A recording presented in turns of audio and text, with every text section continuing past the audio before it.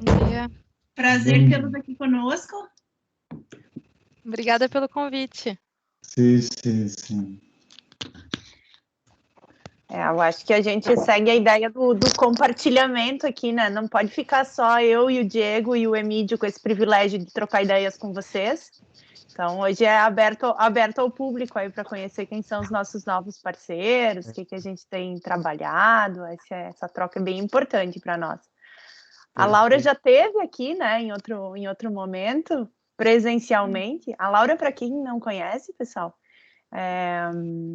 a Laura é brasileira, né? Eu conheci ela na França, conheci ela em Rennes, lá na universidade, e o professor que me apresentou para o professor Dominique em 2014.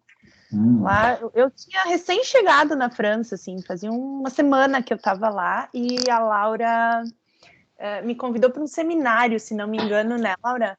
Acho que foi alguma coisa... sobre inovação, que era organizado pelo professor Dominique e pelo Mathieu Mandar. Exato. E aí eu mal conseguia me locomover, meu trajeto era Paris-Poitiers, e aí peguei o trem e fui conhecer Rennes, assim, foi bem legal. E depois a Laura participou da minha banca de doutorado, então aqui no Brasil, e aí teve no Brasil uma outra vez numa atividade do grupo com o professor Olivier Coucy, lá de Poitiers, né, Laura? Foi em 2019. 2019, e a gente continuou em contato, e agora, né, a gente está endereçando aí, né, Diego, uma colaboração um pouco mais próxima, um outro tipo de troca, né, que envolve externalidades, né, que todo mundo possa aproveitar aí os ganhos dessa colaboração. Então, hoje a gente tem essa atividade, né, Emílio? Perfeito, professora. Bom, podemos dar início oficialmente aos trabalhos, então? Sim. Eu gostaria de, então, primeiramente, agradecer a presença de todos, né? Eu me chamo Emílio Teixeira, eu sou doutorando do Programa de Pós-Graduação em Administração da Unicinos, né? Campus Porto Alegre, Rio Grande do Sul. Hoje tenho o prazer aqui de fazer a mediação desse evento chamado University of the Future, How Proximity and Universities are Changing the Rules of the Game. Então, hoje o dia aqui vai ser... A nossa pauta será falar sobre o futuro das universidades e as universidades do futuro, né? Como que a transferência de tecnologia, como que os ecossistemas de inovação, como que a proximidade está mudando, né? O ambiente acadêmico, científico, né? Primeiramente, então, gostaria de saudar todos em nome do programa de pós-graduação e do grupo de pesquisas EcoHub, né? É um prazer ter todos aqui conosco. Saudar a presença também de colegas da PUC, da URGS, da Federal de Santa Maria, da Unicamp e da USP. Também gostaria de fazer uma saudação especial, então, aos já mencionados professores Dominique e Laura, queridos professores Dominique e Laura, da Université de Rennes 1, aos quais a gente é imensamente grato pela disponibilidade, presença, parceria, que certamente trarão muito conhecimento e já abrilhantam a manhã do nosso grupo de pesquisa.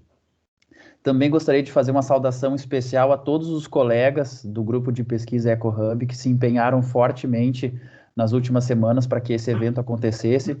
Professor Dominique e Laura, eu gostaria de mencionar que realmente fizemos uma grande comissão interna aí para que esse evento ocorresse da forma mais brilhante possível. Todos os colegas trabalharam fortemente, então gostaria de agradecer a todos os colegas do grupo de pesquisa EcoHub. Gostaria também de saudar a presença dos professores, né, Diego, Khadija, Bruno, os queridos professores da nossa Escola de Gestão e Negócios da Unicinos, professor Douglas Wegner também presente, e fazer uma saudação, então, especial à nossa coordenadora, a professora Khadija, tá? Que eu gostaria de pedir se ela tem um minutinho, né? Não combinei isso antes com ela, mas eu gostaria que ela fizesse uma breve introdução, uma breve fala aí, em nome da coordenação do nosso PPG. Professora, por gentileza, professor Daniel Pufal, agora também lhe vejo aqui no vídeo, professor, seja bem-vindo também. E, professora Khadija, a palavra é com a senhora. Obrigada, Emílio, obrigada. Oficialmente, então, quero saudar o professor Dominique e a professora Laura, agradecer por terem aceito o nosso convite aí, saudar todos os colegas, né, da EGN e também de fora dela, né, a professora Luciana Manes, professora do mestrado profissional em gestão educacional, então está aqui conosco também.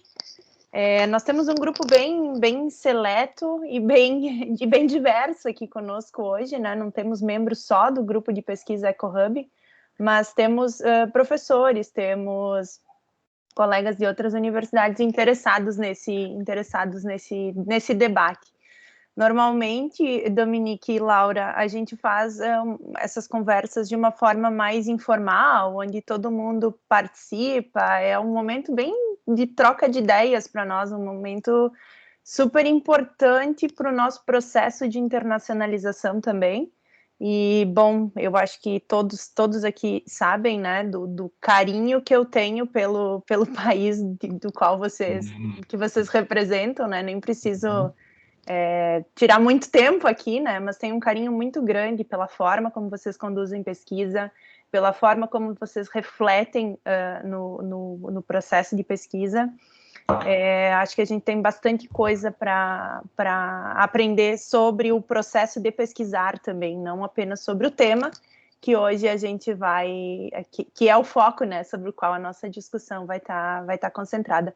Mas sintam-se bem-vindos à nossa casa, né, nesse ambiente virtual aí, agradecendo também ao Emídio, que, como membro do EcoHub, o EcoHub ele surgiu em 2019, então ele é um grupo de pesquisa, em ecossistemas de inovação. Nós nos interessamos aí nós temos diversas linhas, não são linhas de pesquisa, mas são grupos de interesse, né? Um ecossistema de inovação é uma entidade muito complexa. Então nós temos o Diego aí que coordena, que olha com mais carinho para o ator pequenas e médias empresas, o Douglas, que olha para a relação de interdependência e colaboração, eu, Bibiana, a Luciana, temos olhado um pouco para o papel da universidade nesse processo, né, de fomentar, de criar, de transferir tecnologia, Bruno também, né, dentro dessa linha da orquestração também desses atores. Daniel trabalha mais com a interação universidade e indústria, então o EcoHub, ele é um grupo que, apesar de ter nascido em 2019, hoje ele deve estar, na última contagem de membros que nós fizemos, eram 36 membros ativos no grupo de pesquisa, né? Então ele é um grupo recente, mas que cresceu muito rápido, né, em função também do tema de interesse. Dito isso, eu repasso ao Emídio, já agradecendo mais uma vez pelo empenho, né, para poder, eu vou usar nosso verbo aqui, para orquestrar todas as presenças de hoje. Muito obrigado, professora Khadija, obrigado pelas palavras, obrigado pela abertura. Eu não preciso ressaltar que a tamanha honra que é poder receber o professor Dominique, a professora Laura e conduzir esse diálogo, esse bate-papo com os colegas. Bom, pessoal, então, gostaria de primeiramente apresentar a estrutura do nosso evento. Então, nós teremos, o nosso evento será primeiro composto de uma fala, então, do professor Dominique e da professora Laura, de aproximadamente 20 minutos, tá?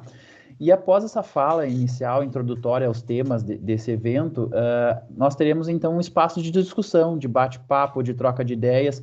E esse espaço, ele tanto é aberto via microfone, todos os participantes podem acessar o microfone e fazerem as suas perguntas, ou até para a gente ordenar melhor, podem levantar a mão e solicitar, que a gente vai coordenando essas falas, né? Como também podem, caso se sintam à vontade, enviar as perguntas pelo chat, tá bem? Então, sejam todos novamente bem-vindos, e eu vou convidar, então, o professor Dominique, para que faça uso da palavra e traga a sua apresentação. E perdão, professor Dominique, se o senhor me permite, eu me passei aqui no meu cronograma, eu gostaria só de fazer antes uma breve introdução ao professor Dominique. Por gentileza, eu só vou pedir mais um minutinho para vocês. Eu tenho aqui uma anotaçãozinha que eu gostaria de fazer. O professor Dominique, então, ele, como mencionado anteriormente, ele é full professor na Université de Rennes 1, na França. Ele teve o seu doutorado na Universidade de Sorbonne, em Paris, né? E a sua pesquisa foca, então, em gestão de inovação e transferência de conhecimento entre universidades e, principalmente, SMEs. cabe destacar também que o professor Dominique já tem experiência e parcerias em outros projetos também aqui na América Latina, como na Argentina e na Bolívia, né, professor? E também projetos em parceria com com o Reino Unido, Inglaterra e a Espanha. Seja bem-vindo, professor. A palavra é toda sua. Muito obrigado, Emílio, muito obrigado. Vou tentar dizer algumas coisas em português e, se tiver algumas dificuldades, falarei em inglês, em espanhol, em inglês e em português, e também Laura poderá ajudar-me. Tenho na apresentação um momentito, sim, ecrã, fenêtre, isto. Muito bem. Espero. A minha apresentação inicialmente, mas percebo que falta de mais tempo, então vou resumir um pouco as coisas. Há 3 pontos que gostaria de apresentar com você. O primeiro é sobre alguns elementos retrospectivos sobre a política de transferência, porque escrevi alguns artigos, mas finalmente não vou falar destes artigos. Vou apresentar alguns elementos descritivos, não conceptuais, sobre a evolução do quadro institucional francês sobre a transferência de inovação e também a evolução da política industrial. Acho que é interessante entender a maneira com a qual a França organiza também a transferência e a atividade da universidade em seu entorno. Depois falarei sobre o que eu chamo o modelo standard da universidade do futuro e, finalmente, a sua universidade, como a minha universidade, ou muitas universidades, é sempre a mesma argumentação. Hace falta para cada universidade ser capaz de desenvolver seu capital específico, sua excelência, para alcançar reconhecimento internacional. E vou falar sobre este ponto, mas sobre a dimensão da Europa e de França, de novo, com uma apresentação descritiva, porque realmente temos muitas ações de dimensão política para favorecer a articulação da universidade com o seu entorno local e para ter também este reconhecimento internacional. E depois falarei sobre o projeto atual para ilustrar as coisas, o que se chama em França excelência em todas as suas formas, que é também exemplo desta preocupação da relação entre a universidade e sua implantação, não sei se é uma palavra em português, sua relação com o seu entorno. Sim? E, finalmente, sim, não sei se estou claro, se o meu português é compreensível. Sim, professor, estamos aqui compreendendo o senhor muito bem, professor. Sim, e o terceiro ponto é sobre o que eu chamo uma abordagem crítica do modelo standard para regiões ou países que finalmente têm poucos recursos. E acho que também temos muitas universidades, acho em Bolívia, ou outros, na Argentina também, em algumas regiões, e finalmente este debate ter uma excelência para ter também reconhecimento internacional não é relevante, realmente. A pergunta é como este tipo de universidade pode ajudar o seu entorno sem necessariamente ter uma dimensão internacional. Acho. Falaremos também um pouco disto.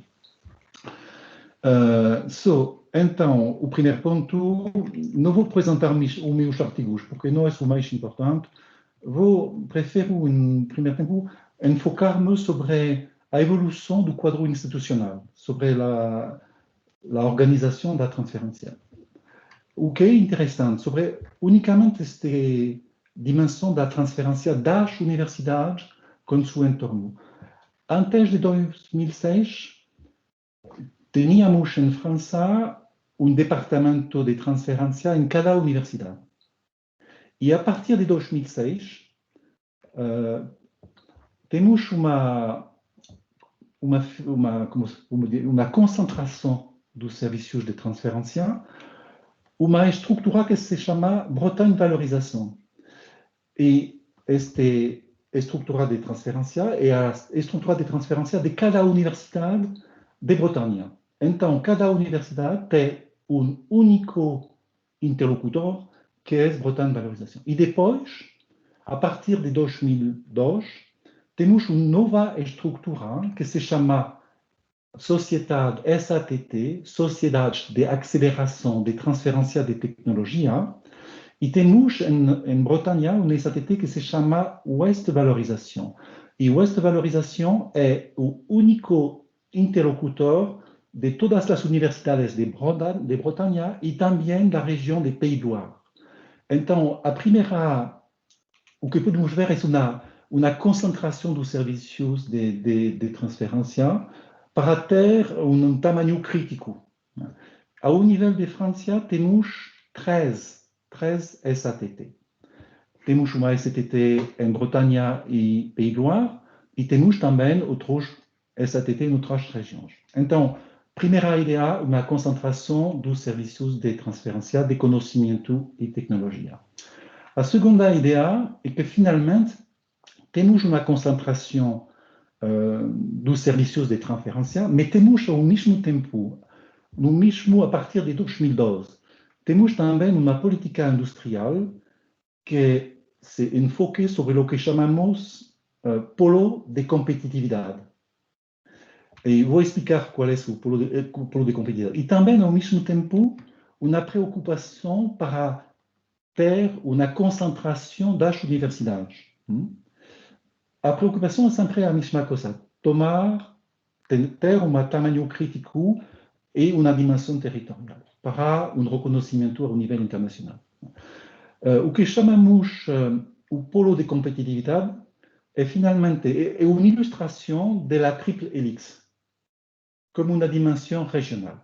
É dizer, se há empresas pequenas e grandes, universidades e centros de investigação com uma excelência. Por exemplo, em Bretanha, o digital é uma competência de Bretanha. Então, vamos ter um polo de atividade que se chama imagem e réseau. Então, temos este doble movimento, concentração das oficinas de transferência e concentração também de uma política industrial que favorece a relação, a interação entre as empresas, as universidades e o centro de investigação em cada território, finalmente. Sim? O que é interessante, e sempre esta preocupação de ter um tamanho crítico, o que é interessante é que o projeto de concentração da universidade foi um fracasso, não funciona. Meu primeiro ponto, conhecer um pouco o contexto até atual. Depois, o que pode ser interessante sobre este tema da Universidade do Futuro é finalmente ver quais são as políticas ao nível da Europa, ao nível de França e ao nível regional também. Porque realmente a dimensão territorial é muito importante, a cada nível. E para isso vou apresentar uma abordagem multiníveis, simplificar as coisas. É uma apresentação descritiva para compreender como as coisas funcionam em França e na Europa. E depois falarei talvez de dimensão mais conceptual. Finalmente, podemos imaginar, em Bretanha, temos as empresas, as grandes empresas, as universidades, sobre o território, com interação entre redes e atores no território.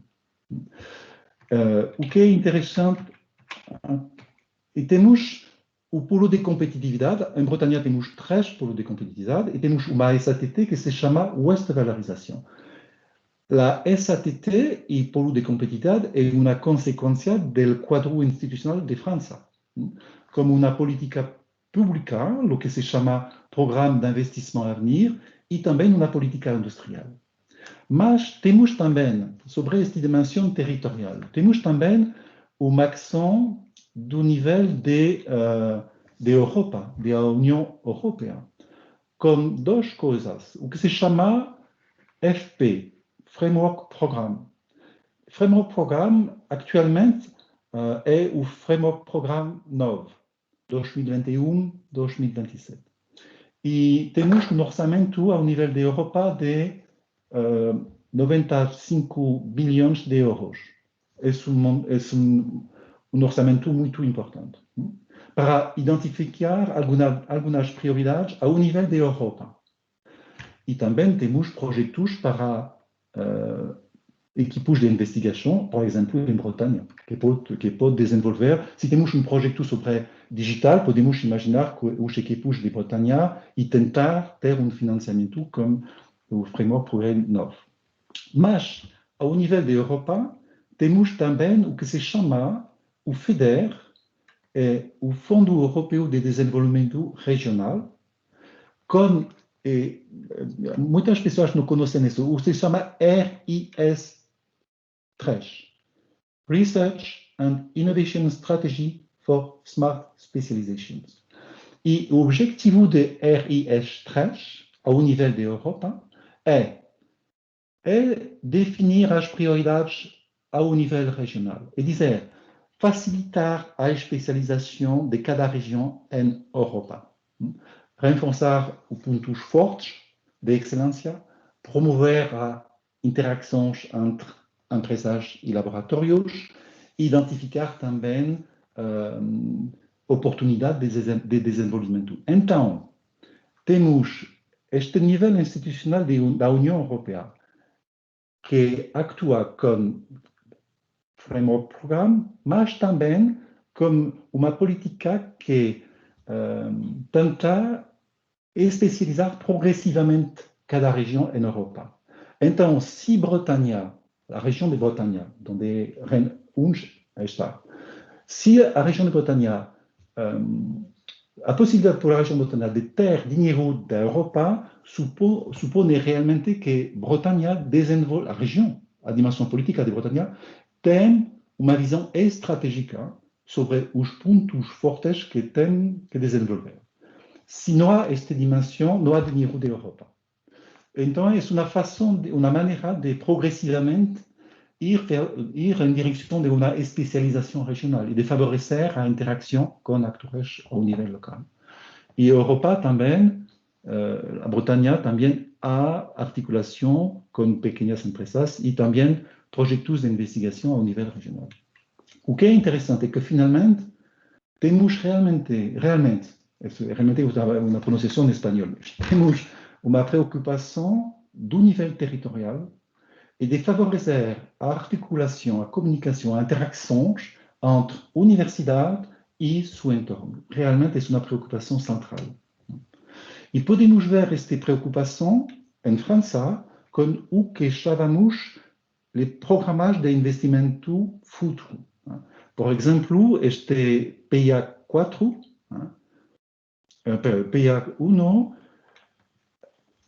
2010, 2013, 2014, 2017, em estreita cooperação com o seu ambiente econômico, uma lógica territorial. Então, realmente temos esta preocupação e temos, de novo, com o PIA 4, um projeto que se chama Excelência em todas as suas formas, que, de novo, enfoque sobre esta dimensão territorial, a capacidade da universidade de interagir com seu entorno, empresas grandes, pequenas, ao nível territorial. Então, é realmente uma preocupação e acho que é interessante conhecer um pouco este quadro institucional, que realmente é uma maneira de contestar a esta pergunta: qual é a Universidade do Futuro?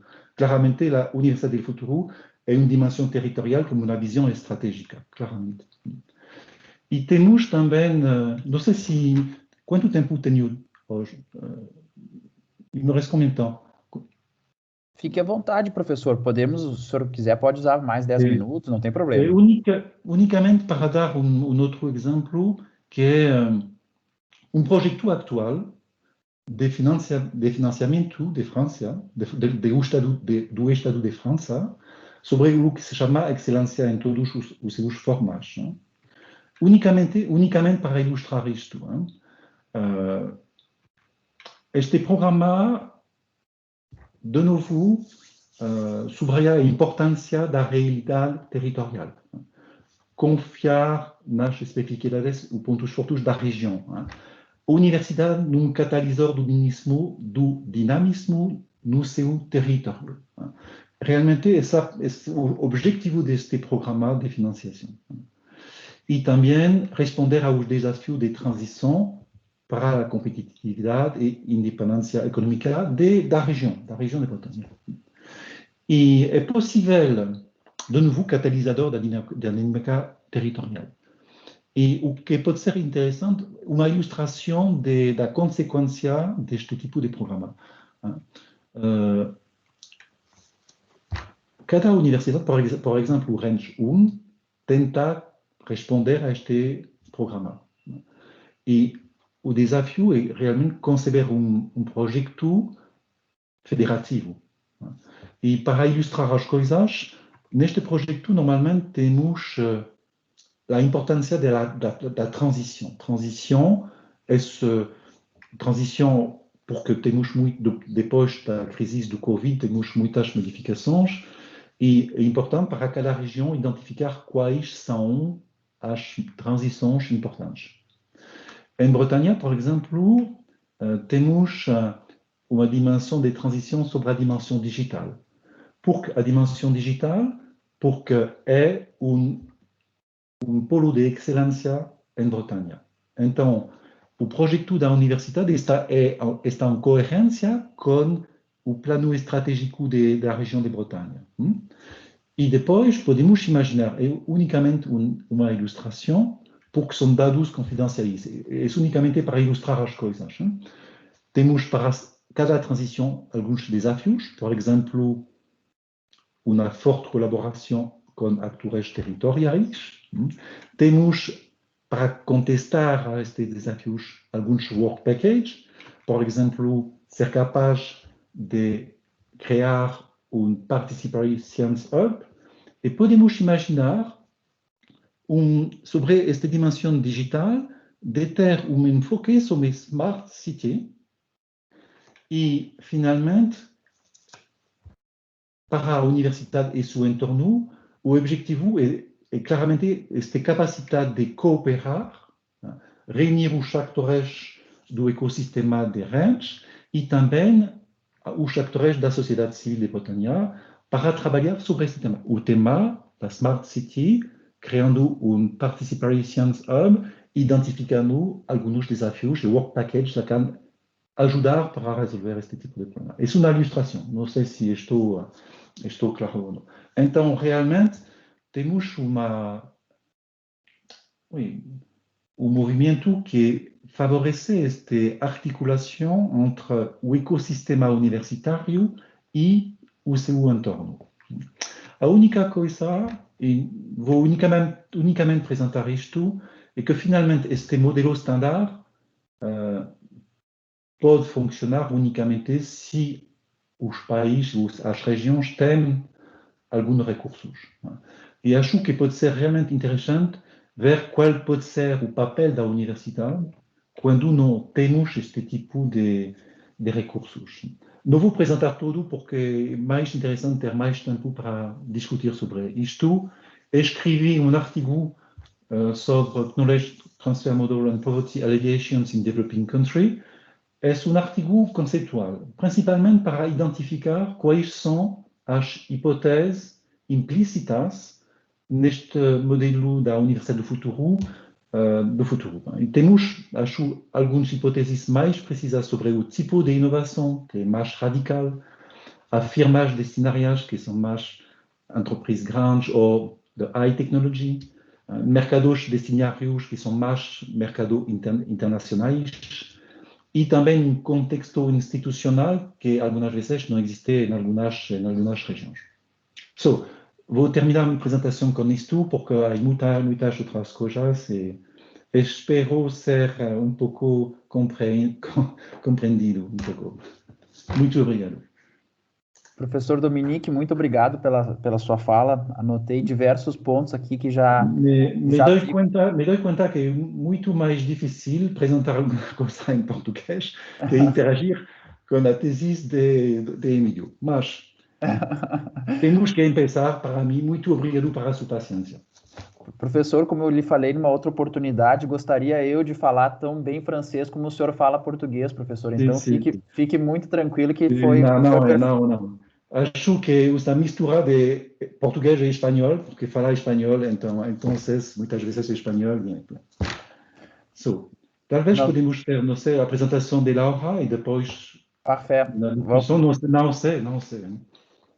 Sim, vamos fazer assim, professor. Eu tomei nota aqui de algumas coisas que eu gostaria depois do evento de trazer alguns pontos para discussão. Muito obrigado pela sua apresentação. Então, convidamos a professora Laura para fazer a sua apresentação, professora. Seja bem-vinda novamente. Obrigada. A professora Laura é nossa prata da casa, eu digo porque também é do Brasil e nos orgulha muito, né, a sua presença aqui conosco, né? Eu gostaria só de fazer uma breve introdução aqui da professora Laura. A professora Laura, então, ela é professora associada e diretora de MBA na Universidade de Rennes 1, também em Rennes. Ela obteve o seu doutorado na Grenoble Alpes University. Os seus tópicos de interesse estão relacionados à dinâmica da inovação, criação, transferência e troca de expertise, principalmente em SMEs, em pequenas e médias empresas, com uma atenção especial aos fatores da territorialidade e da proximidade entre os atores. Ela também trabalha com pesquisa e atividades de ensino, projetos de ensino relacionados ao ensino de empreendedorismo, de habilidades empreendedoras, né, com estudantes da graduação e da pós-graduação. Seja bem-vinda, professora Laura, a palavra é toda sua. Muito obrigada. Muito obrigada por essa apresentação elogiosa e é um prazer estar aqui com vocês. Obrigada pela presença de todos. Eu só não estou conseguindo... Ah, tá. Eu vou compartilhar a minha apresentação. Está visível para vocês? Sim, já estamos enxergando a sua tela, professora. Ah, muito obrigada. Eu não fui tão aplicada quanto o professor Dominique, que preparou a apresentação em português. Eu acabei deixando ela em inglês, porque essa apresentação é sobre um artigo que a gente publicou com as colegas em inglês. Então, para mim, ficou mais fácil escrever em inglês do que ter que achar o termo específico em português. Eu sinto muito, mas a apresentação vai ser em português.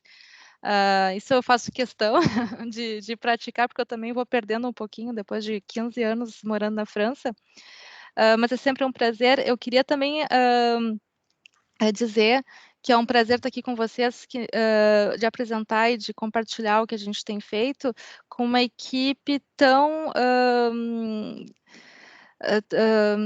que é tão, como é que eu vou dizer...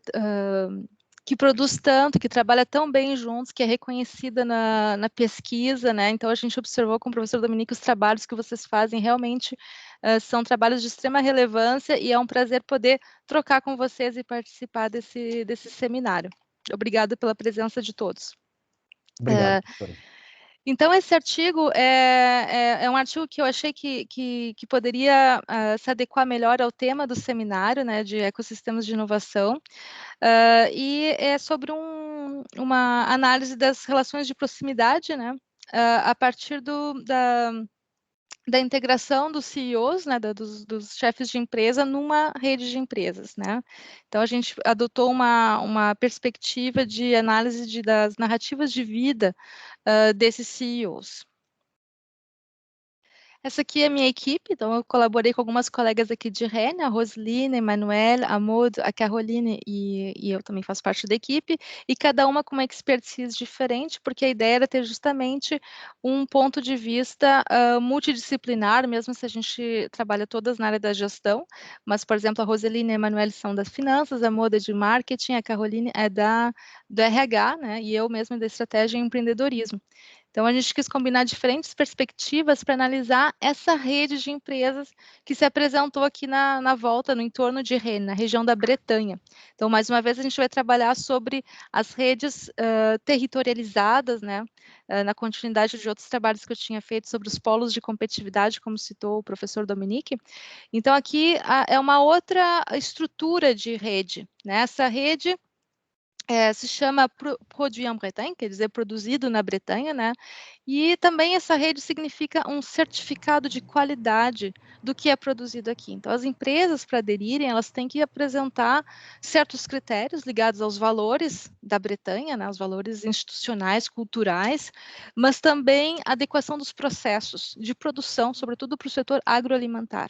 Então, cada pontinho que vocês podem ver no mapa representa uma empresa membro da rede, né? E as cores diferem em relação à participação de um setor. Então, uma rede que envolve empresas de vários setores, serviços, aqui é bem diversificado, indústria, agroalimentar e outras, e também os distribuidores, que são os supermercados que vão vender esses produtos agroalimentícios. E também a cultura também é um setor bem forte na Bretanha. Então, na parte mais à esquerda, né, o oeste, nós temos Brest, né? E na parte mais onde tem uma concentração maior de empresas, mais para a direita, nós temos a cidade de Rennes, né, com vários membros. Algumas informações adicionais dessa rede de empresas. Ela foi criada em 95, né, e compreende empresas dos 5 zonas geográficas, né, da Bretanha, 5 departamentos da Bretanha. Então, ela é bem multissetorial, tem várias empresas de vários setores, e, contrariamente aos estudos que são feitos em relação à proximidade, que geralmente são setores high-tech ou de transferência tecnológica, aqui são empresas mais low-tech. Né? Então, a gente quis também estudar esse conceito das proximidades com esse tipo de empresa. Essa rede de empresas tem uma presença bem importante de pequenas e médias empresas, mas também de grandes empresas como bancos ou grandes redes de supermercados. E é uma rede que é muito reconhecida localmente. Então, vários produtos aqui têm o logo Produit en Bretagne, e isso significa qualidade, valores, né, por exemplo, de estimular o emprego local, né, então, isso tudo é reconhecido através do logo, que é um faro, né, o farol, para os marinheiros, né, que também fazem parte dessa simbologia da Bretanha. É uma estrutura, é uma rede que está crescendo muito. Então, eles começaram com menos de 100 membros, né, no 95, nos anos 90, e hoje em dia 430 membros, e cada vez aumenta um pouco mais. Então, eles começaram a partir de um pertencimento ao setor agroalimentício, e hoje em dia se diversificou bastante. Cada experiência, a gente percebeu que nessa rede de empresas, cada membro tem uma experiência que é diferente. Isso pode depender, por exemplo, do setor daquela empresa, ou também da localização geográfica dessa empresa. Porque tem que considerar que entre Rennes e Brest tem centenas de quilômetros, 400, por aí, 300 quilômetros que separam essas cidades. Então, é uma distância muito grande. E a gente também percebeu que tem uma distância organizacional, no sentido do Boschman, né, que é o principal autor sobre proximidades, onde a gente observa uma diferença de setores, né, das empresas, e também de tamanho das empresas. Então, a partir desses constatos e da observação dessa rede, a gente começou a se interrogar como é que essas empresas elas constroem essas relações, né? Como é que elas são ligadas entre elas, porque elas não são tão diversas, né? E como é que essas relações elas vão aparecer, elas vão acontecer. Né? Então, a gente partiu com esses constatos, e à medida que a gente ia avançando na pesquisa, a gente percebeu que tinha uma necessidade explicitamente expressa pela governança da rede de acompanhar esses novos membros, porque está crescendo muito rápido, e como é que eles poderiam facilitar o processo de integração dessas empresas. À medida que a pesquisa foi evoluindo, a gente identificou essa abordagem teórica das proximidades, mas com um diferencial que a gente interpreta ela a partir de um ponto de vista processual e dinâmico. claro que nós sabemos, imagino que vocês também estudem sobre isso, que já foi falado e dito e redito, né, revisitado esse quadro conceitual do Boschmann, mas, apesar de já ter sido muito estudado, a gente identificou algumas lacunas, né, e que nós queremos desenvolver aqui, e foi, sobretudo, o foco na dimensão pessoal, que não foi analisada na primeira apresentação do trabalho do Boschmann, né? Ele identificou 5 categorias, mas não tinha essa dimensão individual, do indivíduo, do chefe da empresa, como é que ele vai estabelecer essa relação com outro chefe de empresa. Então, a gente partiu dos constatos de artigos do Capone, Francesco Capone, sobretudo, e Caniels, que falam da importância de estudar a dimensão pessoal, mas também de uma perspectiva dinâmica. Então, a partir desses constatos, a gente estabeleceu 2 questões de pesquisa, né, que são, a primeira, como é que os chefes de empresa, eles vão perceber essa proximidade? Porque quando a gente fez as entrevistas, a gente não veio com as perguntas pré-definidas. Eles contaram as experiências deles e eles, descrevendo a experiência, eles iam, um momento ou outro, falando dessas relações. Então, como é que eles identificam isso? Em segundo lugar, nós queríamos entender como é que essas diferentes proximidades vão intervir no processo de evolução dessa rede de empresas, como é que elas vão intervir nas relações entre as empresas. Então, para explicar isso, a gente primeiro fez, a primeira parte da nossa teoria, ela aborda essa perspectiva dinâmica das redes, né? Então, a gente vai considerar redes, aqui não vai ser distrito industrial, nem polo de competitividade, então é uma rede um pouco mais, que é um pouco diferente, então elas são organizações muito distintas, né, uma constelação de organizações que vão trabalhar juntas, né, e que vão desenvolver relações sociais, mas também de ordem econômica. Para entender essa dinâmica das redes, a gente precisa medir o tempo, né? Então, como é que a gente vai medir? Não vai ser um tempo cronológico, mas esse tempo ele vai ser medido a partir de eventos-chave, eventos importantes que marcam, né, a trajetória desses atores nesse contexto, nesse espaço geográfico que é essa rede do produto produzido na Bretanha. Outros autores importantes, né, na temática das redes de empresa também falam que essa ativação e desativação e reativação de colaborações vai ter uma influência direta na estrutura da rede e nos limites dessa rede. Como é que a gente vai definir essa rede? Então, tudo isso vai depender nessas colaborações que são desenvolvidas entre os membros da rede de empresas. A segunda parte da nossa abordagem teórica, a gente constrói o quadro conceitual em torno das proximidades, mas de uma perspectiva dinâmica também. Então, a gente revisita o modelo do Boschmann, né, de 2005, onde ele define as proximidades, 5 proximidades: geográfica, organizacional, geográfica é distância física, organizacional é o pertencimento a um sistema hierárquico e de contratual entre empresas, cognitiva, similaridade de conhecimento, institucional muito ligado aos valores, mas também a normas formais, né? Por exemplo, a necessidade de ter uma qualificação, uma certificação, por exemplo, para ter um processo, e social, que implica essas relações de confiança e de conhecer, onde os indivíduos se conhecem, né? O grupo se conhece e faz confiança e confia neles mesmos. Mas esse modelo parecia incompleto, né? Como eu mencionei antes, o Caniels, em 2014, mostrou essa primeira distinção, a necessidade de distinguir a proximidade social da proximidade pessoal. Então, social seria mais ligada ao grupo, né? Ao grupo da rede, né? O conjunto de membros, e pessoal mais a nível do indivíduo, né? Uma análise mais micro do estabelecimento dessa colaboração. Por exemplo, eles definem a proximidade pessoal como sendo a vontade de trabalhar junto, ter similaridade de características pessoais, gostar da outra pessoa, né? Então, isso pode, sim, ativar uma colaboração efetiva.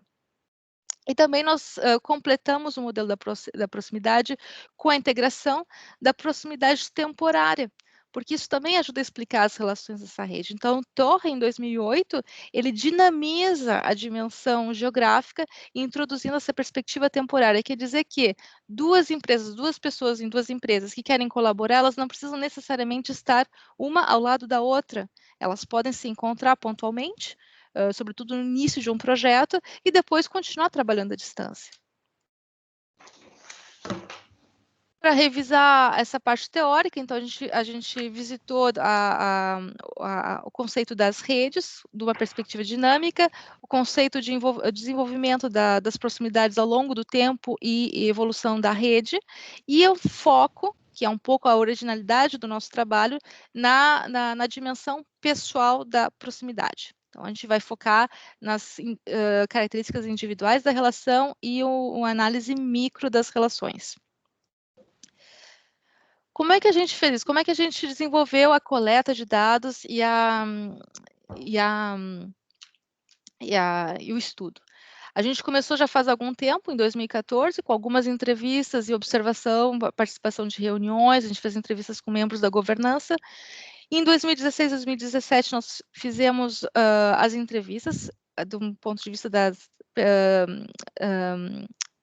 narrativas de vida, né? 21 chefes de empresa participaram, mas alguns a gente viu mais de uma vez, então totalizaram 32 entrevistas.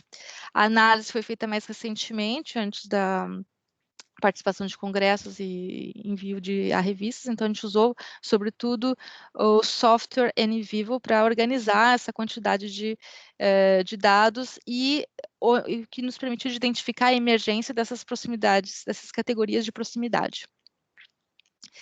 Durante essas entrevistas, então, os chefes de empresa nos contavam de maneira muito espontânea como é que aconteceu, por que eles quiseram integrar essa rede, como é que foi a experiência individual de cada um. E essa pesquisa, então, a entrevista girou em torno de 3 temas, né? Primeiro, a motivação para integrar a rede, então, o passado, o que aconteceu antes? A situação atual, a relação que eles têm atualmente com a governança do Réseau, os membros, né, da direção do Réseau, da rede, e também outras empresas que são membros. E, finalmente, a gente abordou o futuro, quais são os benefícios e quais são as perspectivas de evolução de cada empresa na rede. Então, a gente tentou reconstituir a trajetória de cada chefe de empresa nessa rede. Então, aqui eu apresento, não vou ter tempo de detalhar tudo, mas a principal parte, a primeira parte dos resultados, ela vai responder a primeira questão. Como é que eles percebem a proximidade? Porque tem um debate sobre o modelo do Boschmann, que é muito baseado em estudos quant, e cada pesquisador ele vai interpretar a dimensão de uma maneira diferente. Então, a gente quis ver, a partir da prática, como é que eles vão interiorizar isso, como é que eles estabelecem na prática, não vamos ser nós a dizer o que é cada dimensão, é eles que vinham nos dizer o que era cada dimensão. E a gente se deu conta, por exemplo, a dimensão geográfica, ela é fraca, porque tem uma distância muito grande. A dimensão organizacional não é importante para essa rede, eles são muito diversificados, então não tem relações hierárquicas, a gente excluiu esse item. Cognitiva depende do setor, né? Institucional muito intensa, os valores são muito, a simbologia da Bretanha, essa linguagem local, as tradições são muito presentes, uma forte proximidade social, então relações baseadas em confiança e na reciprocidade, ajuda mútua, e pessoal, também a intensidade vai depender de acordo com o status da outra pessoa. Por exemplo, ela vai ser mais forte entre as empresas e membros da governança e mais, vamos dizer assim, equilibrada, né, entre os membros, porque eles não vão priorizar só o fato de gostar de trabalhar junto, eles também vão ter interesses ligados, por exemplo, aos interesses financeiros da empresa. Então, eles vão tentar equilibrar os dois para não botar em risco a empresa deles. Então, a gente fez um foco nessa parte humana da proximidade, né? Então, como eu expliquei antes, tem a proximidade social, ela vai se referir mais ao grupo, né? Então, sentido de comunidade, reciprocidade, eu conheço aquela pessoa, mas o fato de conhecer alguém não quer dizer que a gente vai querer trabalhar junto. O fato de eu conhecer a minha irmã, talvez eu não queira montar uma empresa com ela, né? E talvez eu não queira cooperar com ela, talvez eu prefira cooperar com uma outra pessoa, né? Que talvez eu nem conheça tanto assim no nível do grupo, né? Então a gente decidiu desenvolver, né, nos resultados, a perspectiva da proximidade social, pessoal, individual, né, nessa vontade de trabalhar junto, mas essa proximidade pessoal, ela não é definitiva, ela pode acontecer um momento onde acontece o clique, a gente percebeu que vai dar certo junto, vai conseguir trabalhar junto, mas pode acontecer alguma coisa ao longo da colaboração que vai favorizar um desclique, né, um desengajamento da relação. Então, essa também é uma dimensão que não é estável nas relações das empresas. Então, aqui vocês têm alguns extratos das entrevistas, né, onde eles mencionam esses encontros pessoais, a menção aos indivíduos, né, e o último extrato da Service 7, né, ele fala que com alguns ele se torna muito amigo, e com outros é só business, e com outros ele é só business também, mas ele gosta deles, então por isso que ele desenvolve a cooperação. Essa análise dos resultados nos permitiu de identificar 3 fases, 3 eventos-chave, 3 eventos marcantes na entrada de uma empresa na rede do Produit Bretagne. E a gente identificou uma fase que vem mesmo antes da entrada, que é Network Recognition, quando eles reconhecem a rede. Eles sabem que ela existe. E talvez comece a ter um certo interesse em participar. E a gente percebeu que nessa fase, a proximidade institucional ligada aos valores e à cultura, ela é muito forte, é o que faz, que permite a identificação da rede. A segunda fase, ela é marcada pela adesão, pela parte, eu vou agora pagar a tarifa anual, eu vou efetivamente fazer parte dessa rede, eu vou assinar um contrato, eu vou passar uma entrevista, né, com os membros da governança, e a gente percebeu que nessa fase de marcar a entrada, realmente, as proximidades mais marcantes são a proximidade social e pessoal, porque eles estão social, porque conhece alguém que mencionou a rede, que fala como é, que descreve um pouco mais como é que são as atividades, e pessoal, porque é a relação que é estabelecida com os membros da governança. Então, eles mencionam de maneira explícita o presidente da rede ou alguma pessoa que é responsável por algum comitê. E depois, a terceira fase são os membros que vão realmente colaborar, que vão construir projetos em comum, né, os projetos colaborativos. Não são todos os membros que fazem, então, nessa fase, a gente identificou a proximidade cognitiva e geográfica temporária como sendo mais importantes. Então, aqui vocês têm alguns extratos das entrevistas, né, que a gente pode identificar, onde a gente fala das principais proximidades, e é importante de salientar que é um processo cumulativo, quer dizer que a proximidade institucional que aparece lá antes no reconhecimento da rede, ela não vai desaparecer na parte onde a gente vai assinar o contrato com a rede, ela vai continuar lá, então ela vai acumular as outras proximidades que vão sendo ativadas, ou não, né? Ou elas não vão ser ativadas. Então, para discutir esses resultados, a gente identifica uma necessidade de contextualizar, de definir as proximidades, a gente identificou para essa rede, né, baseada nas narrativas de vida dos chefes de empresa. Então, a gente tinha um problema na literatura, que é a falta de claridade na definição dos conceitos, sobretudo para a organização, proximidade organizacional e pessoal também. Então, o método qualitativo de entrevistas, baseado em narrativas de vida, nos permitiu de ver o que acontece em detalhe dentro da rede, não é só uma abordagem monolítica, onde a gente não sabe o que acontece ali dentro. Segundo lugar, a gente completou também o modelo do Boschman, né? Então, a gente integrou nossa interpretação a proximidade geográfica temporária e a proximidade pessoal, que não existe no modelo inicial. A gente marcou melhor a distinção entre social e categoria pessoal das proximidades, né, que ela ainda tem pouquíssimos artigos que falam disso. E a gente também estudou a proximidade cognitiva num setor que não é tecnológico, né? Que são empresas low-tech.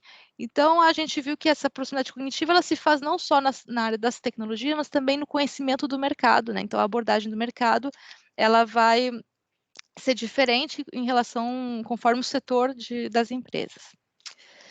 E a gente identificou também que há uma coevolução das proximidades. Então, a gente identificou essas 3 fases, que responde um pouco à segunda questão de pesquisa, né? E isso só foi possível através de uma perspectiva processual da análise, né? Porque a gente pode ter uma imagem não somente estática da rede, não somente atual, mas também como é que aconteceu no começo e quais são as perspectivas de futuro. Então, como eu disse antes, cada dimensão ela vai ser cumulativa, né? Então, ela vai se adicionar às outras dimensões que já tinham sido ativadas antes. Quais são as implicações práticas e quais são os limites dessa pesquisa? Então, a gente fez algumas recomendações para a rede, né, para promover cada etapa da integração, né, das empresas, por exemplo, para facilitar o reconhecimento da rede, reforçar os marcadores culturais, fazer uma comunicação mais dirigida à população da Bretanha com esses aspectos culturais, né, falar bastante, deixar bem explícito quais são as regras formais e informais exigidas pela rede.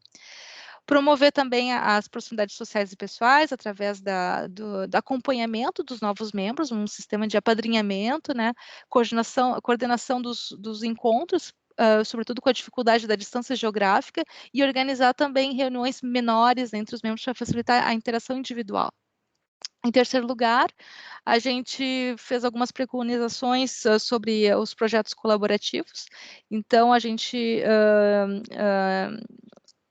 recomenda que a governança haja de maneira um pouco mais hierárquica, porque aí não tem nenhuma relação de hierarquia, para poder conciliar os interesses que são divergentes de alguns membros, né? Então, marcar mais quem é a diretoria e como é que as coisas funcionam, e também estabelecer reuniões mais ligadas ao setor para favorizar a proximidade cognitiva.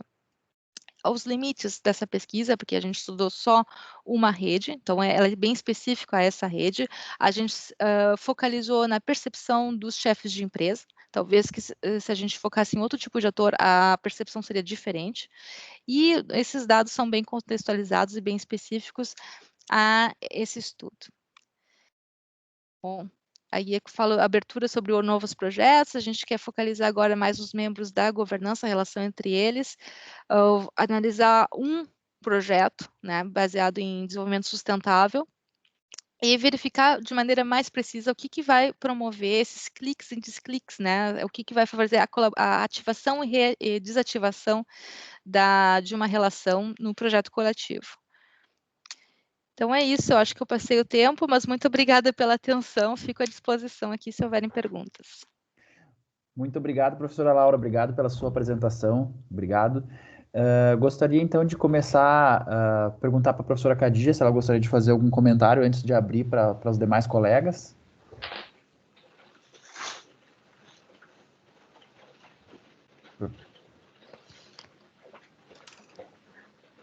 Professora, nós não estamos lhe ouvindo, nós não temos seu áudio.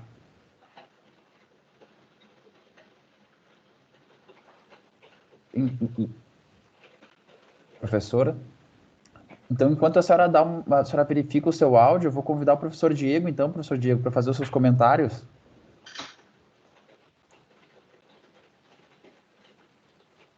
Tá, ok. Muito obrigado, Emílio. Antes de tudo, muito obrigado ao professor Dominique e à professora Laura pelas apresentações muito interessantes. Eu acho que a Khadija, ela resumiu muito bem quando ela disse que esse evento é muito importante para outras pessoas terem o privilégio, né, de também conviver com vocês e entender todas as pesquisas, né, vamos dizer assim, as linhas de pesquisa que vocês estão trabalhando. Então, muito obrigado. Aí, eu gostaria de fazer uma pergunta que eu fiquei em dúvida sobre a apresentação da professora Laura, o professor Douglas trabalha com redes e eu trabalho, como a professora Khadija comentou anteriormente, com pequenas e médias empresas, né? E nós temos conversado sobre o impacto da participação das pequenas e médias empresas, o impacto do fato das pequenas e médias empresas estarem em rede na performance dessas empresas. E aí a minha dúvida, porque o artigo é interessantíssimo, né, sobre a percepção dos CEOs, mas eu não sei se tu pensas em verificar, Laura, ou se já eventualmente verificaste a influência da participação desses negócios na rede no resultado deles. Se participar da rede, que tipo de benefícios traz, né, para esses negócios? Muito interessante a pergunta, professor Diego.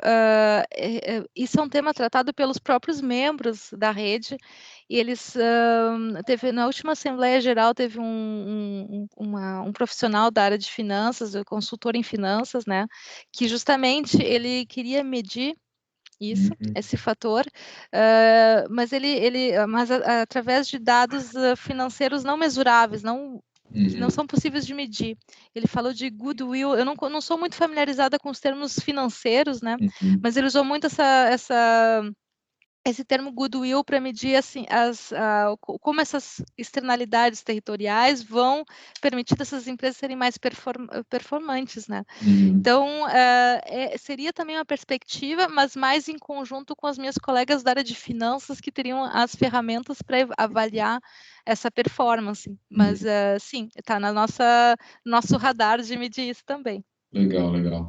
É muito importante para a gente saber, porque havendo a oportunidade futura, nós temos maior interesse também em participar desse tipo de pesquisa, né? Que a gente consiga fazer essa mensuração de diferentes formas. Muito obrigado, professora Laura. Parabéns mais uma vez, professora Laura e professor Dominique. Obrigada. Pessoal, vocês me ouvem agora? Sim, professora, estamos ouvindo. Fica à vontade, professora. Obrigado, professor Diego, pelos comentários. Professora Khadija, por gentileza. Obrigada, Emílio. Obrigada, Diego. Laura, Dominique, obrigada aí pela exposição de vocês.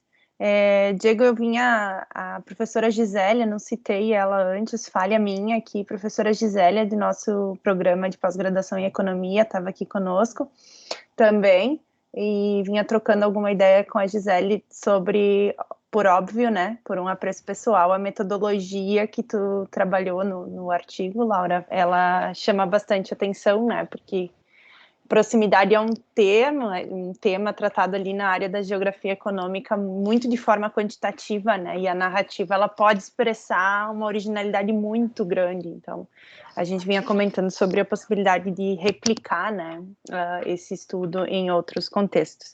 Mas, para além disso, e resgatando também o tema, né, da nossa conversa, o tema que nos une aqui,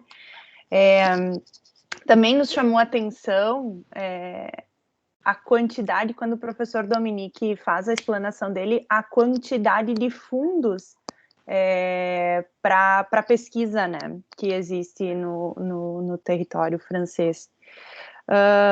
Eu queria ouvir um pouquinho mais sobre isso, como vocês têm usado os fundos de pesquisa para fazer transferência, qual o vínculo entre essa quantidade de fundos, e nos chama a atenção, salta aos olhos, porque nós não temos fundos, né, em termos brasileiros. Aqui no PPGA nós temos o privilégio de participar de um projeto de internacionalização que nos coloca numa posição talvez um pouco mais privilegiada, mas de uma maneira, olhando o território nacional, essa não é a média nacional, né, brasileira. Então, eu queria ouvir um pouquinho vocês, dentro desse vínculo. Uma outra curiosidade que me salta aos olhos é saber como os professores franceses, eles têm feito esse trabalho de aproximação com a indústria, e talvez mais na fala do Dominique, e se esse tipo de aproximação, de proximidade com a universidade, Laura, foi relevante nesse processo de pesquisa que vocês desenvolveram. Era uma pergunta só, né, gente, mas eu já deixei todas aí. Se quiserem, Emílio, se tu quiser endereçar o espaço para os colegas antes e depois o professor Dominique e a Laura responderem junto, fica à vontade também, tá? Perfeito. Pode ter perguntas complementares, enfim. Eu acho que vou aproveitar o espaço, professora, porque essa pergunta, acho que eu também anotei ela aqui, então eu acho que ela é bastante prudente. Se a senhora não fizesse, eu também o faria. Então, professor Dominique, professora Laura, por gentileza, fiquem à vontade. Laura. Eu vou ser mais curta, porque eu acho que o professor Dominique tem bastante coisa a dizer. Eu notei, através do que porque eu conheço um pouco do contexto francês, né? Eu trabalhei durante minha tese sobre um polo de competitividade com empresas que eram, não low-tech, mas que eram um pouco mais ligadas à inovação. E tinha uma grande dificuldade das pequenas a acessarem esses fundos para inovação. Então, o limite de tamanho era 20 funcionários na empresa. Era uma média, não que isso afete diretamente, a gente podia ter menos, mas era uma média que descrevia essas empresas, e então elas não tinham a capacidade de também, por exemplo, se o diretor da empresa ele é muito envolvido nas atividades, ele não tem o tempo para dedicar a reflexão sobre os projetos de inovação. O polo de competitividade ele ajudava muito, ele tinha estruturas que externalizavam justamente esse apoio à pesquisa e também ajudavam eles de maneira muito concreta a fazer os relatórios de pedido de desbloqueio para financiar a pesquisa, a inovação. Então, ajudava bastante. Mas as pequenas e médias empresas apresentavam uma dificuldade grande. Isso no polo de competitividade. No Produit-en-Bretagne, que é mais low-tech, diversificado, a relação com a universidade, acesso aos fundos é muito pequena, assim, não foi nem mencionado, assim, entre as empresas que a gente entrevistou. Então, eu diria que os fundos, eles estão aí, mas eles não são acessíveis, assim, a todos. Tem que ter um preparo e uma reflexão antes, né? E eu vou me permitir, professora, só fazer um comentário breve, e acredito que também isso deve ter uma relação muito forte nos próprios canais de transferência de conhecimentos, que entre as low-techs e as high-techs, com certeza os canais aproveitados e utilizados pelas empresas, com certeza são diferentes, né? Sim, claramente. Desculpe, professora. Professor Dominique, desculpe, eu acabei me atravessando na sua fala, fique à vontade. Vou compartilhar a minha pantalha, onde está? Um pouco mais fácil. Sim, para contestar, se percebo, entendo bem a pergunta, é uma apresentação da como finalmente podemos facilitar esta interação e também a financiação de projetos de investigação. Trabalhamos com colegas de Espanha sobre um modelo que finalmente tenta ver como uma universidade pode facilitar este tipo de interação e depois facilitar um tipo de contrato entre os equipos de investigação e as empresas. E temos um modelo de análise, e a publicação é Influence of University Film Governance of Small and Medium Enterprise Innovation and Performance Stable. And o que podemos ver, o que chamamos Relational University Relationship.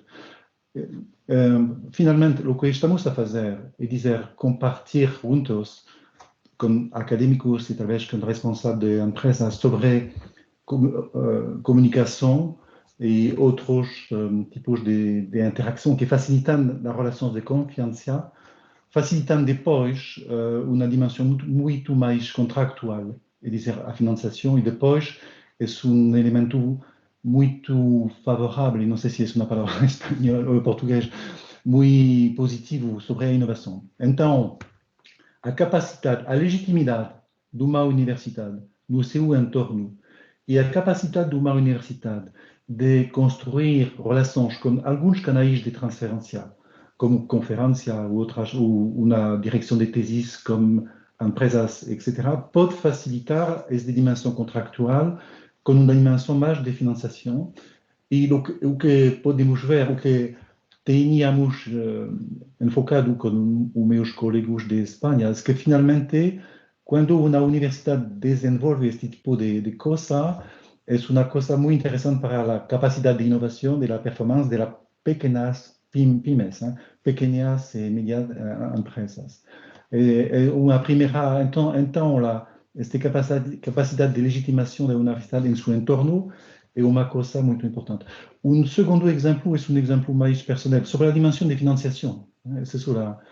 tengo la corresponsabilidad de un chaire de recherche, no sé cómo podemos decir esto en español, y decir que con la Escuela Naval Francesa de Brest, y tenemos empresas que financian, es una palabra española, portuguesa, que give us money, que nos dan de l'argent, para fazer investigação. E o que é interessante é principalmente a legitimação da Escola Naval Francesa, que facilita a cooperação com grandes empresas.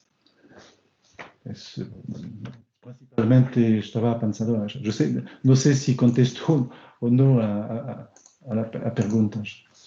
Sim, mais ou menos? Perfeito, professor. Excelente. Muito obrigado.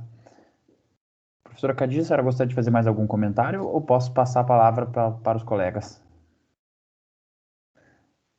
Bom, pode passar, Emílio. Perfeito. Pessoal, então, vamos entrar nesse momento de troca, né? Então, eu gostaria de convidar os colegas, quem quiser fazer alguma pergunta aos professores Dominique e Laura, ou acrescentar algum ponto para a discussão, por favor, fique à vontade, tanto aqui pelo microfone ou também pelo chat. Professor Dominique, enquanto os colegas vão elaborando... Eu tenho pergunta. O senhor tem pergunta? Por favor. Tenho pergunta. Por favor, fique à vontade, professor. Não, acho que a apresentação de Laura é uma maneira de conhecer um pouco mais a investigação de Laura com este seminário no Brasil. E, não, a pergunta da governança é para mim um tema muito importante. Y el tema también del liderazgo, no sé si es una palabra española, es decir que, por ejemplo, Laura nos explica que una gobernanza más jerárquica es una buena cosa. Realmente es una interrogación, porque pienso que la capacidad de poder cooperar entre varias organizaciones es realmente una gobernanza más evolutiva, es decir, la capacidad progresivamente de co-construir reglas que permiten una convergencia. Y esto es mucho más difícil que una gobernanza directa, jerárquica. Tenemos tres formas de gobernanza: jerárquica, multinivel y más evolutiva. Y para mí es realmente un tema importante de investigación. La articulación entre la evolución de la gobernanza para cooperar juntos con organizaciones diferentes y también el tipo de liderazgo. En el caso de la hoja, la capacidad de iniciar, producir en Bretagne, es un factor inicial que permite después una trayectoria diferente. Si no tenemos este liderazgo inicialmente, no podemos tener también esta forma de agrupación, no sé si es una palabra portuguesa, de agrupación. Entonces, para mí, no sé qué achas mis colegas, para la universidad también, el tema de la gobernanza, la capacidad de favorecer una convergencia, que es muy difícil finalmente, es un tema central. Y el liderazgo, realmente el liderazgo. Falo muy rápidamente de dos proyectos actuales da minha universidade. Son proyectos de un tamaño muy importante. Y finalmente, acho que debemos probablemente tener what we call strategic leadership, esta capacidad de tener una visión global, mas también a otro nivel, una dimensión más en relación con un liderazgo transformacional. Eso me interesa también. El equipo y los diferentes tipos de liderazgo para construir progresivamente esta capacidad de trabajar juntos. Y casos de comparación podría ser muy interesante para ver los casos de éxito y los casos de fracaso, porque las cosas funcionan algunas veces y porque otras veces las cosas no funcionan. Por ejemplo, en Francia, hablo muy rápidamente para que você puedan conocer un poco más el contexto institucional. Lo que es interesante es una competición entre universidades. Es decir, que para la mayoría es un fracaso y para algunas es un éxito. Y cuando hay un éxito, puede ser, por ejemplo, no sé, 100 millones de euros. Es decir, que es un otro tamaño para desenvolver la capacidad de cooperación con otros actores. Entonces, la comparación éxito y fracaso sobre esta capacidad de liderazgo y de concebir el tipo de gobernanza que va a permitir esta colaboración, para mí es un tema importante. Bueno, falo mucho, desculpe. Muito obrigada, professor Dominique. Eu acho que você foi preciso, cirúrgico, porque realmente era um termo que me incomodava um pouco, mas eu não consegui identificar muito bem o porquê. Né? Foi no final do trabalho, né, que a gente fez as recomendações sobre a estrutura de governança, que devia ser mais marcada por causa da evolução do tamanho da rede. Mas, na verdade, hierárquica não é bem a palavra. Né? Seria bem interessante de buscar, de ler, eu vou voltar a te solicitar, Dominique, sobre essa governança, liderança, né? Em português, liderança evolutiva, é um termo que me interessa bastante. E retoma essa perspectiva dinâmica também, então eu gostei bastante. Obrigada. Há alguns artigos sobre esse tema.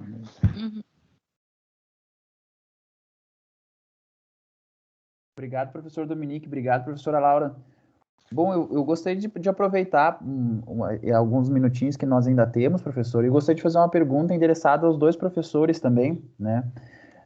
Nas minhas leituras aqui, principalmente no Journal of Technology Transfer, que é um dos principais veículos aí da nossa área aí de transferência de tecnologia, né? Interação universidade-empresa, um dos pontos que geralmente se suscita e que é palco de muitas discussões, principalmente nos volumes de 2020, foi a questão dos diferentes, como é que eu posso chamar, sistemas de incentivo, né, que existem, por exemplo, nas universidades e na empresa, né, diferentes sistemas culturais, diferentes objetivos, né, e que esses objetivos muitas vezes são conflitantes e por vezes, de certo modo, inibem, né, tanto a proximidade, quanto as interações, quanto a efetividade da transferência do conhecimento.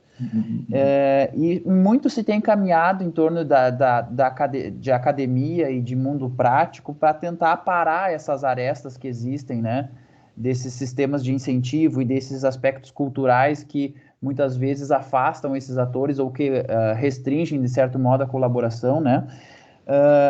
O que vocês percebem que tem sido avançado nesse sentido, né? E o que ainda se pode fazer para mitigar essas barreiras, né? Para sobrepor essas barreiras? Muito obrigado pela pergunta. O que é muito interessante, desculpa, o que é muito interessante no nosso campo de investigação em ciências empresariais é que, finalmente, em um mesmo contexto institucional de concorrência, de competência, algumas empresas ou instituições são capazes de desenvolver e outras desaparecem, finalmente. E para mim, por exemplo, porque atualmente para as universidades em França são pontos de inflexão muito importantes. E esta capacidade para o liderazgo estratégico é realmente de ver como podemos compartilhar juntos. É muito complicado. Seria muito interessante em França comparar e entender por que algumas universidades foram capazes de trabalhar juntos e ter muitos dinheiros para desenvolver projetos muito interessantes. E outras universidades, tradicionalmente muito importantes, são incapazes de trabalhar juntos. E a comparação pode ser interessante. Acho que a dimensão de liderazgo, para mim, é uma dimensão importante. Esta capacidade de identificar, progressivamente, é uma visão estratégica também. Se falta, não sei. Professora Laura? É uma pergunta muito difícil de responder. Eu acho que o professor Dominique, ele falou bem essa comparação entre empresas, que umas que sobrevivem, umas que têm êxito e outras que têm mais dificuldades, sendo que elas estão no mesmo contexto, com os mesmos recursos acessíveis, né? Então, a personalidade, o estilo de liderança do gestor é muito importante, e até por isso que a gente focou esse estudo no ponto de vista do dirigente, porque é ele que vai fazer a tomada de decisão, é ele que vai dar direção para a empresa, e os membros vão seguir, podem talvez influenciar, mas é ele que decide, sobretudo no mundo da PME, né, da pequena e média empresa. Então, acho que vai depender também da visão. Por exemplo, um chefe de empresa que já teve em contato com a universidade antes, que teve uma experiência, ele vai estar também mais aberto a buscar soluções junto da universidade, né? Então, vai também depender do histórico dele, da formação de base dele, né? Se ele já tem, por exemplo, uma formação que é ligada à universidade, que também, vamos dizer assim, vulgariza, não deixa a ciência, né, a tecnologia tão distante dele. É uma coisa que já é mais familiar, né? Então, acho que a liderança, a trajetória de vida do dirigente, as experiências que ele teve vão também influenciar bastante. E junto a isso, tem o contexto que vai favorizar ou não, né? Então, tem alguns contextos onde vão ter os recursos disponíveis com acompanhamento, e eu vi bastante diferença entre um polo de competitividade das empresas que fazem parte e empresas que não fazem parte, e a realidade pode mudar bastante. Então, são barreiras individuais que são colocadas, mas também ligadas ao contexto. No meu ponto de vista. Emílio, é programa para as 10 próximas anos, e que há muitas coisas que estudar, e seguramente também uma dimensão cultural, que é difícil de analisar isto, mas esta dimensão cultural é seguramente muito importante também. Há outras coisas que para mim são também muito importantes neste campo, porque é uma hipótese implícita, é a dimensão de tamanho crítico, porque realmente ao nível de Europa, ao nível de França, há um movimento para ter universidades muito grandes, não? E não sei, realmente não sei, temos que comparar para ver se realmente esta ideia de tamanho crítico, e se temos tamanho crítico, temos problemas de governança muito complicados, é realmente uma hipótese, tão importante. Há outro tema que para mim é importante. Falamos das universidades que julgam para ter uma reputação ao nível internacional. Acho realmente que há uma análise que fazer com as pequenas empresas, que têm uma legitimidade em seu entorno. Como facilitar esta legitimação? Como facilitar o desenvolvimento de atividades tradicionais? Como facilitar o desenvolvimento local? E, finalmente, conceptualmente, a pergunta é favorecer crescimento endógeno para o mercado local e não para o mercado internacional. E, finalmente, a crise do Covid enfoque também sobre esta dimensão, ser capaz de ser sustentável, teniendo en cuenta esta dimensão territorial local. E acho realmente que em algumas regiões é tema muito importante. Para outras regiões é uma questão de balance entre o mercado local, a capacidade de uma universidade de desenvolver cooperação com empresas localmente, e também esta dimensão do mercado internacional. Duas classes de universidade, conceitualmente. E nunca falamos deste pequenas empresas, universidade. Acho realmente que algumas universidades em Costa Rica, em Equador, em outros países, têm uma capacidade de inovação para favorecer o desenvolvimento local, que é muito importante. O problema é que é completamente ao radar. Não conheço a palavra em português. Laura, como podemos dizer isto? Ao radar. Como? Ao radar. Les radars, tu sais. No radar? No radar. On ne voit pas sur les radars, quoi. Não vemos no radar, não. Práticas das universidades que não são em os radares acadêmicos, porque não há publicação de nível internacional. Perfeito. É verdadeiramente um grande desafio, professor Dominique. Até os colegas comentam aqui também que esse tema poderia ser alvo aí de muitas teses e dissertações, né? Quais ações, né? E o senhor trouxe elementos, a senhora, a professora Laura, muito interessantes de tentar entender por que realmente algumas universidades são bem-sucedidas nesse aspecto e outras talvez ainda carecem de desenvolvimento, né? Por fim, professores, aqui nós temos uma última pergunta do colega Alexandre de Castro. Ele questiona como que os espaços digitais podem contribuir ou atrapalhar as relações entre as universidades e as empresas.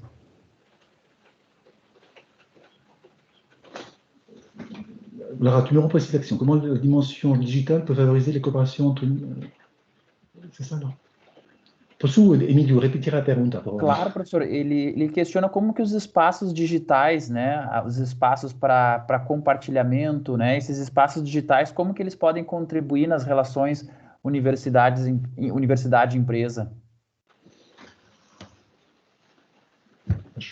Acho realmente primeiro, esta dimensão digital há uma forma também temos que ter uma cooperação entre, como se diz, entre disciplines. É dizer que muitas vezes em Bretanha, por exemplo, o digital é a Universidade de Ciência. E acho que é muito importante trabalhar sobre este tema como Universidade de Ciências Humanas, para ver a maneira de apropriar-se desta dimensão. E depois trabalhar, como eu explicava antes, sobre alguns temas muito específicos. Por exemplo, Smart City, Digital City, é um exemplo no qual, finalmente, os equipos de investigação em França e tentar trabalhar com a cidade de Rennes, com outros atores, para facilitar o trânsito em Rennes, por exemplo. Ou, por exemplo, para a escola de primaire, ter uma modificação dos horários de 10, 15 minutos, para favorecer o trânsito em Rennes. Temos uma dimensão digital, ter em conta aquele nível de comunicação é muito difícil comunicar em Rennes. Então, sim, podemos realmente identificar alguns temas sobre os quais podemos interagir com a região, com a cidade de Rennes, como centro de investigação, para propor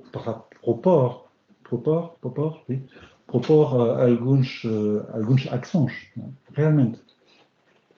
E Smart City é um exemplo prático de Rennes. Perfeito. Há muitas outras coisas, acho realmente, de dizer também... Sim, muitas outras coisas. Né? É um pouco difícil porque tenho dados confidenciais porque é um projeto atual com ações muito precisas que Rennes propõe e acho que se temos êxito, em novembro, dezembro, poderemos falar mais precisamente de tipo de ações que Rennes pode propor sobre esta dimensão.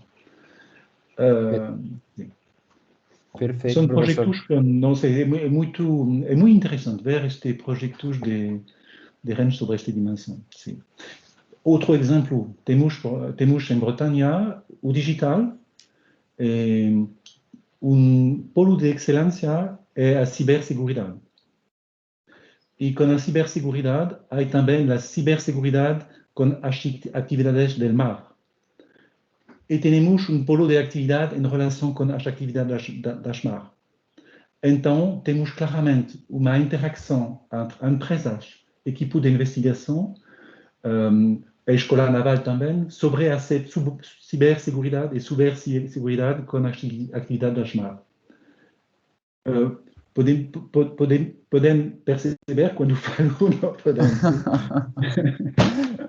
Excelente, professor, excelente. Professor, eu sinto muito, em função do nosso tempo, a gente ter que interromper o nosso evento. Poderíamos fazer um café aqui, professor, e seguirmos conversando no mínimo mais 2, 3 horas aí sobre esse evento interessantíssimo. Professor, eu gostaria, então, de agradecer em nome do da professora Khadija, do professor Diego, do nosso programa de pós-graduação em administração, da nossa Escola de Gestão e Negócios, e também, em meu nome, professor Dominique e Laura, agradecer muito a presença de vocês. Eu gostaria de dizer que esse evento, ele representa muito para nós em termos científicos, em termos acadêmicos, em termos relacionais. Estamos nos sentindo, creio que honrados, seja a melhor palavra, de recebê-los aqui. Espero que esse evento seja o primeiro de muitos que a gente possa fazer para trocar e para seguir debatendo e discutindo nossos temas de pesquisa. Eu gostaria de fazer uma pequena lembrança aos nossos colegas participantes, que no chat tem um link disponibilizado para fazer a avaliação do evento. Esse é um critério muito importante que a CAPES, que financia nossos estudos de pós-graduação, nos solicita que tenhamos uma avaliação dos eventos.